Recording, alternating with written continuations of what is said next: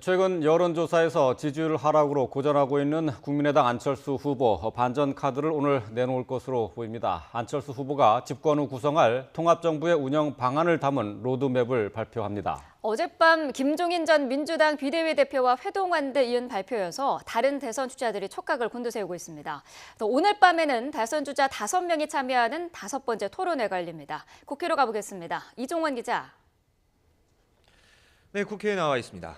안철수 후보가 잠시 뒤에 통합정부 로드맵을 발표하는데요. 어떤 내용들이 담길까요? 네, 국민의당 안철수 후보가 1시간 뒤인 오전 10시 당사에서 당선 이후 만들어 나갈 통합정부에 대한 구체적인 구상을 발표합니다.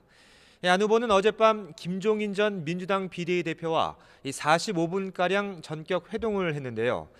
이 자리에서 안 후보는 김 전 대표에게 도움을 요청했고 김 전 대표 역시 긍정적인 반응을 보인 것으로 전해졌습니다.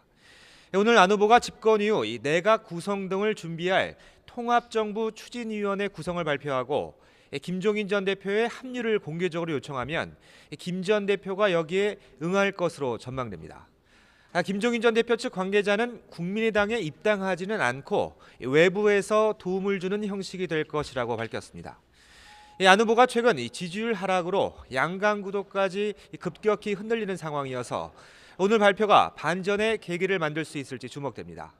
안 후보와 김 전 대표의 전격 회동을 놓고 민주당은 아직 별다른 반응을 보이진 않고 있는데요.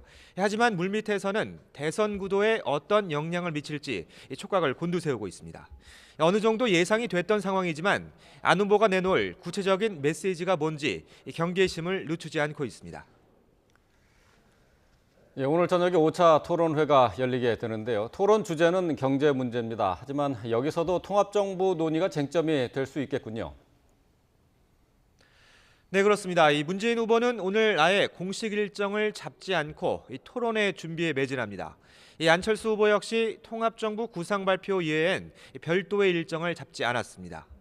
다만 자유한국당 홍준표 후보는 토론회 참석에 앞서 교육정책 간담회에 참석한 뒤 박정희 전 대통령 기념도서관을 방문하고요.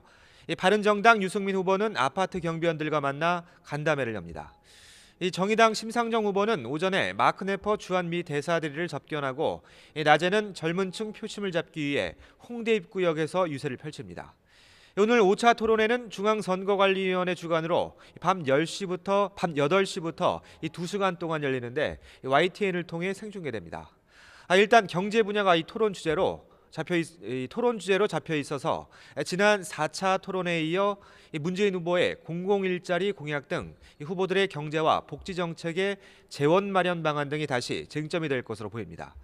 여기에다 어제 문재인 후보가 통합과 대탕평을 위해 비영남권 총리를 염두에 두고 있다고 발언했는데요. 오늘 안 후보의 통합정부와 관련한 발표까지 이어지면서 통합을 둘러싼 주도권 공방도 치열하게 펼쳐질 가능성도 커 보입니다. 지금까지 국회에서 YTN 이종원입니다.